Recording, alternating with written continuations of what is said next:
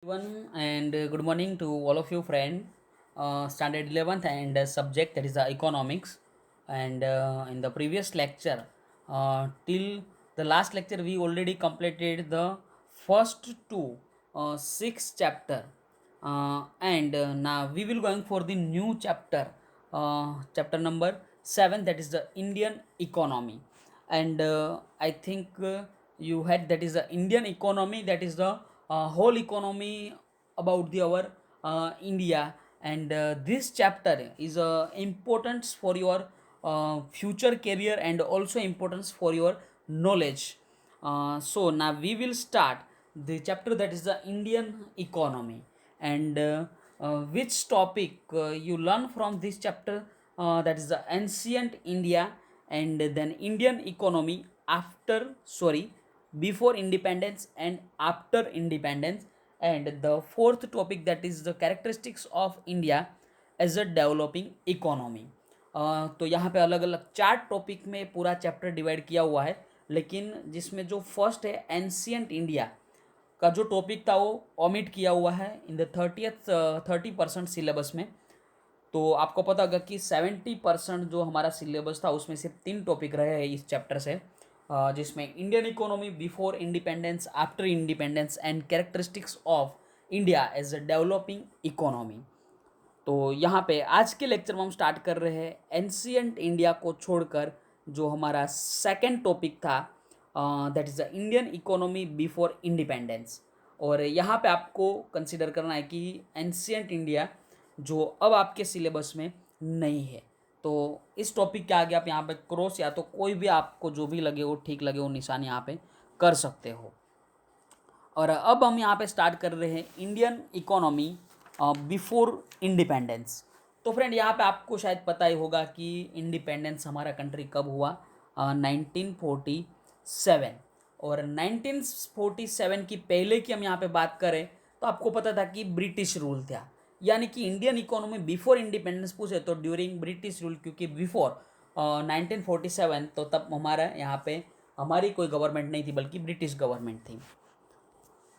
The East India Company and later Western rulers, that is the French, Dutch, Portuguese and English, came to India and getting attracted by her riches. India had a wealth, यानी कि India के अंदर हम बात करें तो बहुत ज़्यादा वेल्थ थे, scriptures and cohesive social setup. India was famous for a trade in a cotton, muslin, indigo, spices and मेटगली like copper, bronze, brass and other. तो कॉपर भी यहाँ पे थे, ब्रॉन्ज भी है, ब्रास और अदर्स यानी कि मेटल भी यहाँ पे थी. स्पाइसेस की बात कर सकते हैं, इंडिगो, मुस्लिम या तो कॉटन की. However during this time were conflicts among the foreign rule also establish their own power over India. यानी कि जो फॉरेन रूलर अलग अलग थे, आपको पता है कि अंग्रेज तो थे ही, ब्रिटिश तो थे ही, उनके साथ फ्रेंच, डच, पोर्टुगीज एंड जो हमने अभी बोला कि ब्रिटिश गवर्नमेंट. तो सब जितने भी फॉरेनर थे उन लोगों के बीच में ही क्या हुआ है कि कॉन्फ्लिक्ट्स कुछ क्रिएट हुए. They used arm power also. When British establish dominance our resources were exploited. Exploited यानी कि शोषण होना. पोवर्टी इंक्रीज, तो उससे क्या हुआ कि एक्सप्लॉइटेशन होने से पोवर्टी बढ़ी. And the ancient riches of India started eroding. However Indian economy also attain the following. तो यहाँ पे बिफोर 1947, बिफोर इंडिपेंडेंस, हमारे कंट्री के अंदर अब क्या क्या हमारी इकोनॉमी कहाँ तक पहुँची उनके बारे में हम डिस्कशन करेंगे. और वैसे यहाँ पे बिफोर इंडिपेंडेंस ऐसे यहाँ पे टोटल 13 पॉइंट है, उन 13 पॉइंट के आज हम डिस्कशन करेंगे. The first one that is the railway. British setup the railway infrastructure in India. यानी कि जो ब्रिटिश गवर्नमेंट थी उन लोगों ने इंडिया के अंदर रेलवे इंफ्रास्ट्रक्चर सेटअप किया था. And with the first rail that run between Boribunder, present day CST and Thane on 60th of April 1853. So friend please make underline कि जो first railway between the Boribunder यानी कि बॉम्बे टू थाने, और कौन सी डेट पे वो स्टार्ट हुई थी, 16 April 1853. By 1947 India had a rail network of 53,000 kilometre, यानी कि जब हम इंडिपेंडेंस हुए उस टाइम हमारा इंडियन रेल नेटवर्क कितना था, तो 53,000 किलोमीटर का था। और उनका बेनिफिट कितने लोगों को मिल रहा था, 68 लैक्स ऑफ पॉपुलेशन, यानी कि 68 लाख लोगों को उनका बेनिफिट मिल रहा था। और इंडिया का जो रेल नेटवर्क था वो 53,000 किलोमीटर था। तो रेलवे के बाद यहाँ पे second one that is the roadway. The British also created a good length of road in India, यानी कि ब्रिटिश गवर्नमेंट ने इंडिया के अंदर जो लंबी लेंथ के हम बोल सकते हैं कि अच्छे रोड भी एस्टेब्लिश किए हुए थे। They set up the public work department PWD under which significant basic utilities were created, यानी कि ब्रिटिश गवर्नमेंट ने इंडिया के अंदर पब्लिक वर्क डिपार्टमेंट भी क्रिएट किया हुआ था और उनके अंडर में ये सब फैसिलिटी क्रिएट हो रही थी। By the end of 19th century, there were a total of 2,78,420 kilometre of roads, यानी कि 19th सेंचुरी के एंड में कितने किलोमीटर्स के रोड थे, तो हमें याद रखना पड़ेगा that is the 2,78,000 kilometre, which increase to 4,47,105 by 1943, यानी कि 1943 में वो रोड्स कितने हो गए, 4,47,000, विच 32% वेर कॉन्क्रीट, यानी कि उसमें 32% जो पक्के रोड थे और बाकी के 68% की जो कच्चे रोड थे। तो आपको याद रखना है यहाँ पे कि जो टोटल रोड थे 1943 उसमें से पक्के रोड कितने 32% और कच्चे road 68%। The next one that is the banks.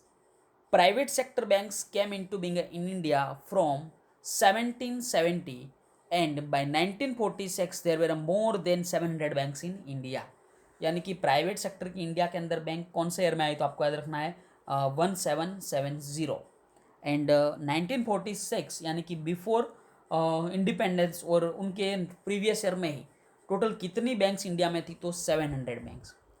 The RBI which is apex bank today, और आज के दिन की हम बात करें तो अपेक्स बैंक कौन सी है, रिजर्व बैंक ऑफ इंडिया, और सेटअप कब हुई थी 1935। So you also should consider that is the 1935 is also important year for the economy because in this year the RBI was established. So friend यहाँ पे हमने जो तीन अलग अलग point, first one railway, then roadways and banks, and the fourth one that is the social structure. Certain wrong social practice were abolished during the British rule, यानी कि आपको पता है कि ब्रिटिश रूल के दौरान जो इंडिया के अंदर जो कुछ wrong social practice थी, like the prevention of female infanticide and sati pratha, and I think you all know aware about the female infanticide and sati pratha in the 8th 9th and 10th standard SS। तो आपको पता है वो सब, तो जो भी वो यहाँ पे ब्रिटिश रूल के दौरान ये प्रथा थी जो गलत थी, वो सब यहाँ पे क्या हो गई, बंद हो गई। The fifth one that is the agriculture.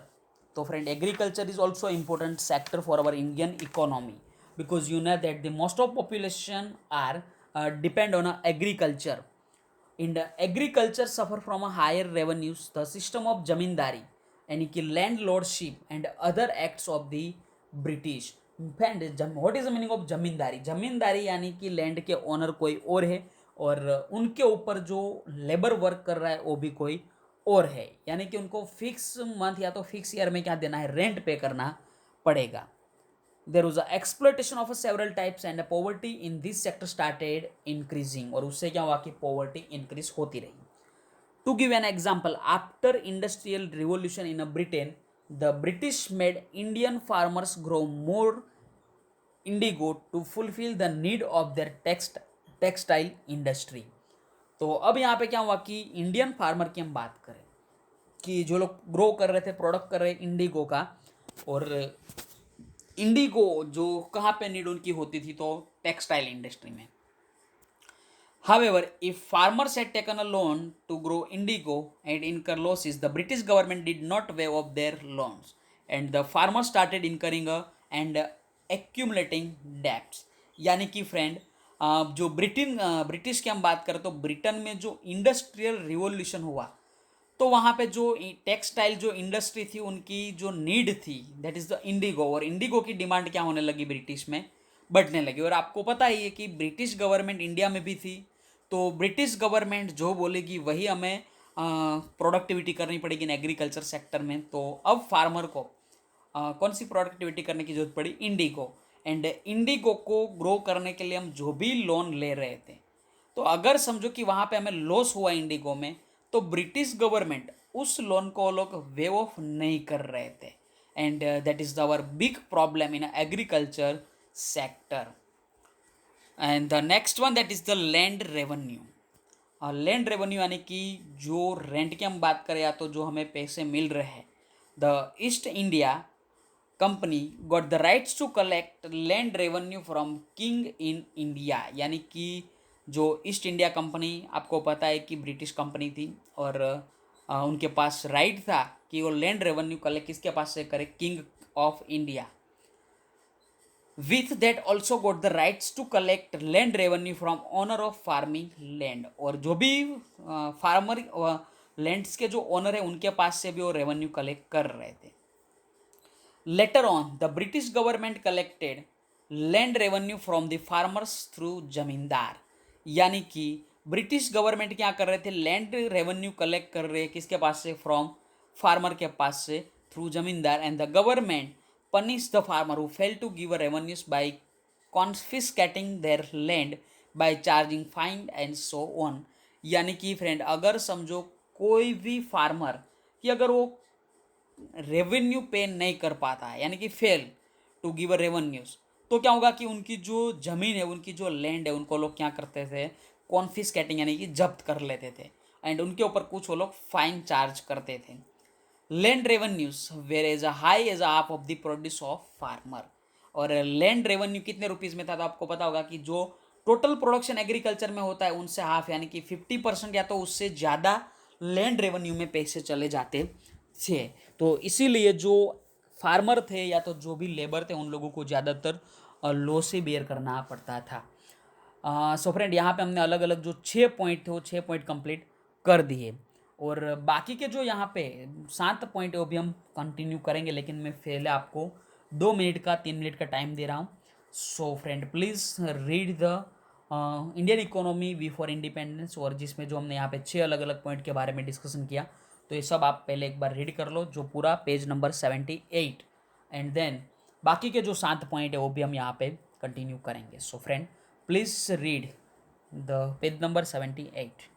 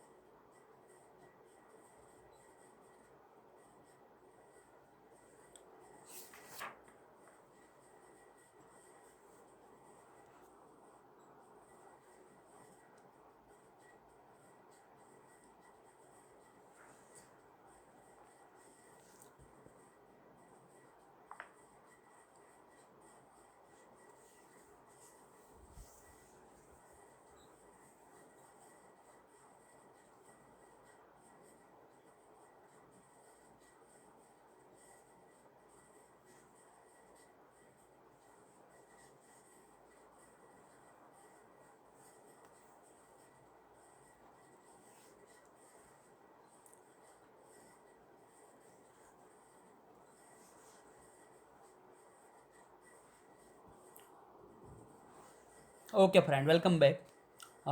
Indian economy before independence.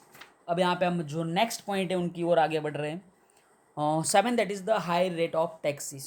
Friend, आप पेज नंबर 79 पर ये पूरे पॉइंट देख सकते हो। हाई रेट ऑफ टैक्सीज, यानी कि अकॉर्डिंग टू दादा भाई नौरोजी कैलकुलेशन इन 1876, तो दादा भाई नौरोजी आपने नाम सुना ही होगा कि उनकी जो कैलकुलेशन की थी 1876 में उन्होंने, तो जो यहाँ पे टैक्स रेट था कि the rich paid about 8% of the national income as a taxes, while the Indians who were poor were made to pay 15% of national income as a taxes। यानी कि जो ब्रिटेन के जो पैसे वाले लोग थे कि उनकी इनकम भी ज़्यादा थी, वो लोग 8% टैक्स पे कर रहे थे, और जो इंडियन पुअर पर्सन थे वो लोग 15%, यानी कि जिनके पास ज़्यादा इनकम है वो लोग कम टैक्स पे कर रहे हैं, और जिन लोगों की इनकम कम है वो लोग ज़्यादा टैक्स पे कर रहे हैं। तो आप यहाँ पे सामने आपका डिफरेंस देख सकते हो कि इनकम कम है तो भी हम टैक्स ज़्यादा पे कर रहे हैं, और जिनकी इनकम ज़्यादा है वो लोग कम टैक्स पे कर रहे हैं। इसीलिए क्या हुआ कि पॉवर्टी इंक्रीज हुई। High rate of excise and custom. High excise was collected on matches, sugar, steel, silver and all such commodities। यानी कि फ्रेंड एक्साइज यानी कि हम जो भी प्रोडक्ट को यहाँ से जो एक्सपोर्ट कर रहे हैं उनके ऊपर वो लोग क्या करते थे कि जो एक्साइज ड्यूटी थी वो ज़्यादा रख रहे थे। एक्साइज ड्यूटी यानी कि आपको टैक्स पे करना पड़ता है उस प्रोडक्ट के ऊपर।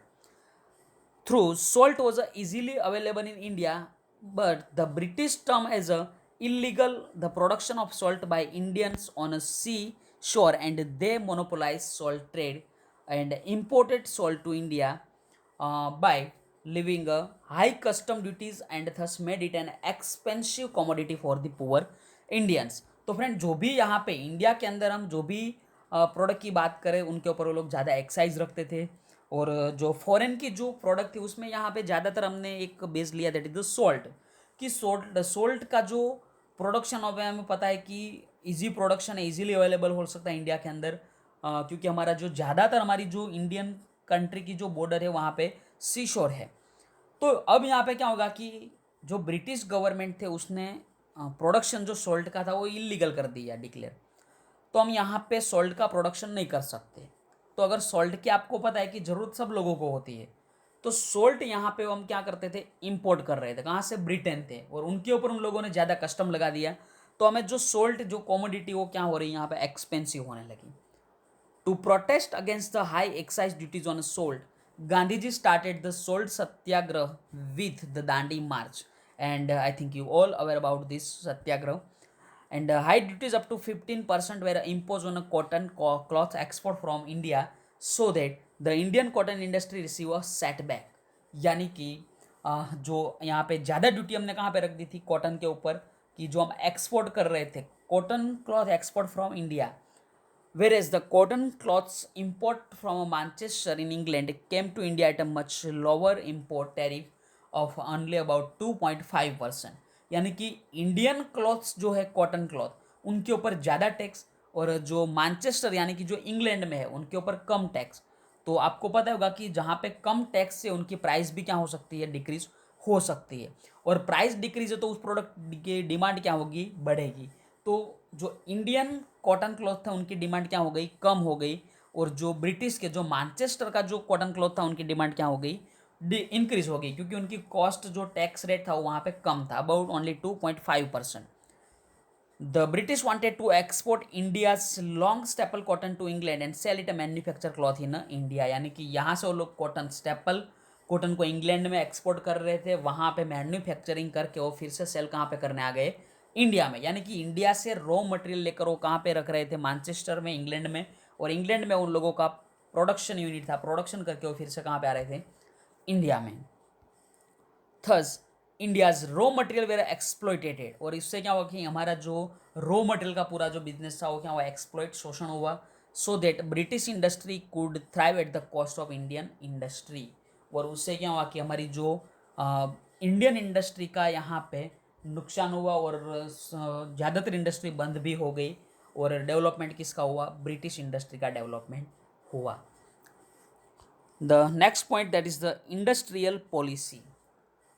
The period from 1750 to 1830 was the period of an industrial revolution। तो आपको यहाँ पे याद रखना है कि कौन से टाइम पीरियड में इंडस्ट्रियल रिवॉल्यूशन हुआ था, 750 to 1830। East India company head by that time started establishing a rule in India. और उस टाइम से जो ईस्ट इंडिया कंपनी ने क्या कर दिया था, एस्टेब्लिशिंग रूल, सरकार या तो गवर्नमेंट बनाने के लिए जो भी प्रयत्न करने पड़े वो स्टार्ट हो गए थे। And finally in 1858 the British government establish it's rule. और आपको पता ही होगा कि प्लासी का जो हो हुआ था, और उस युद्ध के बाद यहाँ पे इंडिया में इंग्लिश या तो हम बोल सकते हैं कि ब्रिटिश गवर्नमेंट एस्टैब्लिश हुई।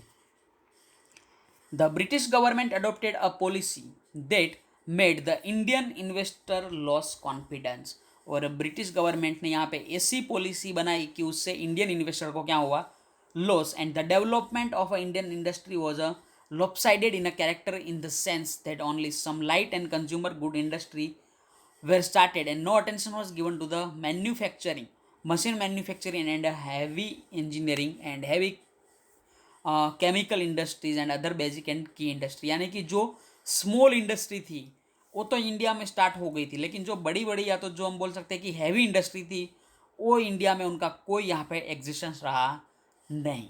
The policy was to send raw materials from India to Britain. यानी कि इंडिया में जो एग्रीकल्चर में जो भी कल्टीवेशन हो रहा था उसको हम रॉ मटेरियल के तौर पे जो ब्रिटेन की जो ब्रिटिश रूल थे वो क्या पे उनको एक्सपोर्ट कर रहे थे ब्रिटेन में, और वहाँ पे वो लोग उनका प्रोडक्शन करके sell goods made in Britain to India, यानी कि इंडिया में वापस सेल करते थे और उनके ऊपर उन लोगों का प्रॉफिट आ रहा था।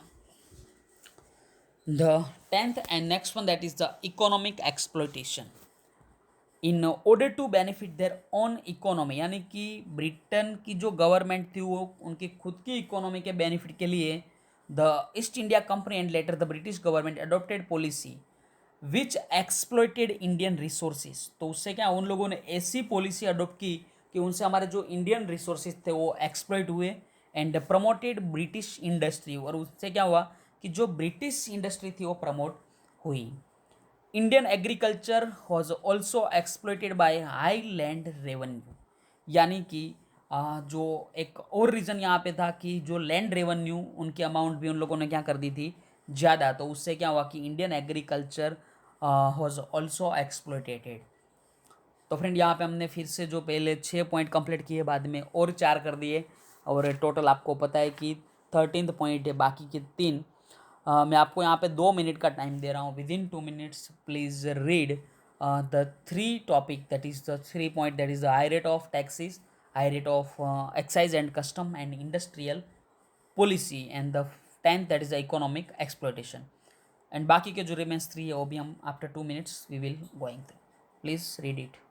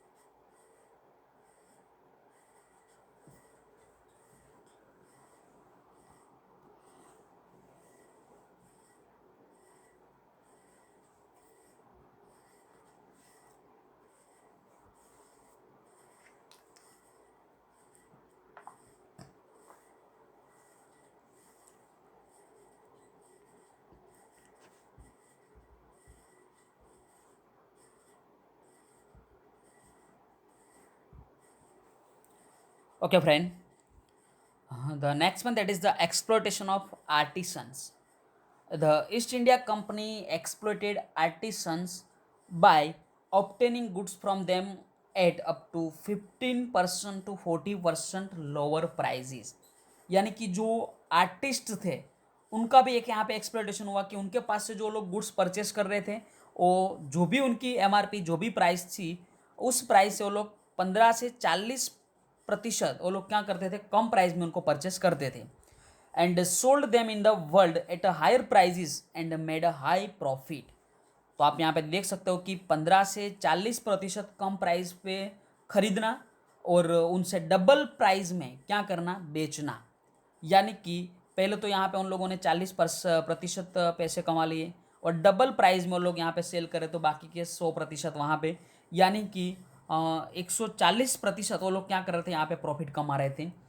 Besides, after the British government rule, they started selling in India cheap goods manufacturing in England and ruined the small scale industry of India। तो हमने आगे देखा कि पहले तो हैवी इंडस्ट्री को ही यहाँ पे बर्बाद कर दी थी, लेकिन बाद में उन लोगों ने जो स्मॉल इंडस्ट्री थी उनको भी यहाँ पे क्या कर दिया, बर्बाद कर दी। Next one that is the investment pattern. The British made only those investment in India which benefited Britain, यानी कि ब्रिटिश लोग यहाँ पे वही इंडस्ट्री में इन्वेस्टमेंट करते थे कि वहाँ पे उनको कुछ बेनिफिट हो। For example, railway and road networks were created to help movement of raw materials and goods for their industry. यानी कि आपको पता है कि रेलवे जो एस्टाब्लिश हुआ at the time of British, और हमें अभी देखा कि इन द 16 अप्रैल 1853। और रोडवेज की भी बात करें तो जो भी यहाँ पे नेटवर्क उन लोगों ने बनाया वो अपने लिए नहीं बनाया, अपने लिए नहीं कि इंडियन लोगों के लिए कुछ नहीं उन लोगों ने सेटअप किया है। किसके लिए, तो अपनी इंडस्ट्री या तो अपना ट्रेडिंग के लिए, कि रॉ मटेरियल की जो मूवमेंट है या तो जो गुड्स है और इंडस्ट्री को उनकी डेवलपमेंट हो, इसीलिए उन लोगों ने सब सेटअप किया। Investment in education was made to educate a personnel to run the British administration and Indians were prevented from getting a technical education। यानी कि उन लोगों ने इन्वेस्टमेंट एजुकेशन में भी किया है, लेकिन किसके लिए, कि जो ब्रिटिश एडमिनिस्ट्रेशन है उनके बारे में हम इंडियन जो स्टूडेंट है उनको कुछ सिखाए। आप यहाँ पे देख सकते हो इंडियन एडमिनिस्ट्रेशन नहीं है, ब्रिटिश एडमिनिस्ट्रेशन, यानी कि उन लोगों को कुछ सिखाना है उनकी कंट्री का, हमारी कंट्री का वो लोग सीख ही नहीं रहे। Indians were prevented from getting a technical education, और जो इंडियन स्टूडेंट थे उन लोगों को वो लोग कोई टेक्निकल एजुकेशन प्रोवाइड नहीं करते थे। They started colleges for medicine and civil engineering in India for their benefit. क्यों, क्योंकि उनको पता है कि हमें सिविल इंजीनियर्स की ज़रूरत पड़ेगी पब्लिक वर्क डिपार्टमेंट के अंदर, इसीलिए उन लोगों ने सिविल इंजीनियरिंग की कॉलेज जो थी वो एस्टाब्लिश की। They did not promote studies in science and technology in India and thus they made a selective investment in India। यानी कि वो लोग इन्वेस्टमेंट तो इंडिया में कर रहे थे, लेकिन जहाँ पे उनका खुद का बेनिफिट हो वहाँ पे इन्वेस्टमेंट कर रहे थे, और जहाँ पे उनका कोई बेनिफिट नहीं वहाँ पे इन्वेस्टमेंट नहीं करना। तो यहाँ पे इन्वेस्टमेंट की जो पैटर्न थी वो भी क्या थी, wrong. And the last one that is the payment burden. Various payments were made to British from India income besides huge salary of British personal. यानी कि फ्रेंड जो अलग अलग पेमेंट की बात करें तो इंडिया की जो इनकम थी उसमें से अलग अलग पेमेंट करते थे ब्रिटिश गवर्नमेंट, कि जो ब्रिटिश ऑफिसर थे उन लोगों को ज़्यादा सैलरी पे करते थे। दिस इंक्लूडेड होम चार्जेस, और ये जो भी यहाँ पे सैलरी प्रोवाइड करते थे वो किसके अंदर इंक्लूड कर दिया, सभी कुछ होम चार्जेस में। There was a huge amount of money which India paid towards administration, maintenance of the army, war expense, pension to retired officer, and other expense occurred by British toward maintenance of her colony। यानी कि पैसा India का, और वो payment किसको कर रहे हैं, खुद के अधिकारियों को। जो भी यहाँ पे आर्मी को पेमेंट कर रहे तो आर्मी भी उनकी खुद की ही थी। तो वो जो आर्मी थी या तो जो ऑफिसर थे वो ब्रिटेन के लिए थे, हमारे इंडिया के लिए नहीं थे, लेकिन वो सैलरी कहाँ से पेमेंट करते थे, हमारी इंडियन इकोनॉमी से, इंडियन करेंसी जो इंडियन हमारी कंट्री की जो इनकम थी उसमें से। There were known as a home charges and were paid for almost entirely by India. The home charges were made of 3 components: interest payment for debts incurred in maintaining Indian colony. तो home charges कि उनके अंदर अलग अलग 3 components हैं यहाँ पे, जिसमें इंटरेस्ट की बात कर रहे हैं, interest on railways and civil and military charges. तो यहाँ पे तीनों की बात हमने कर दी। Interest payment for debts incurred in maintaining Indian colony, interest on railway and civil and military charges. And finally when British left in India 1947, Indian agriculture industry and trade were devastated, यानी कि पूरे की पूरी वो क्या हो गई थी, खत्म। नहीं यहाँ पे एग्रीकल्चर थी, नहीं इंडस्ट्री एंड नहीं ट्रेड, कुछ भी इंडिया में अब नहीं था। A country which was once highly prosperous was impoverished, यानी कि एक समय ऐसा था, एक टाइम ऐसा था 16th सेंचुरी की जो टोटल वर्ल्ड की इकोनॉमी थी उसमें इंडियन इकोनॉमी का पार्ट कितना था, 25%। और आफ्टर 300 ईयर 400 ईयर ये पूरे का पूरा यहाँ पे क्या हो गया, इम्पोवरिश्ड यानी कि ख़त्म हो गया, चाहे वो इंडस्ट्री हो, चाहे एग्रीकल्चर हो, या तो चाहे ट्रेड हो। तो फ्रेंड यहाँ पे हमारी जो Indian economy before 1947 that is the independence, उनके बारे में हमने डिस्कशन किया। और उनका जो सेकंड टॉपिक है कि इंडियन इकोनॉमी आफ्टर इंडिपेंडेंस क्या थी, जो हम नेक्स्ट लेक्चर में कंटिन्यू करेंगे। तो अब यहाँ पे आज का लेक्चर हम यहाँ पे एंड कर रहे। तो thanks to all of you friend, take care and bye bye.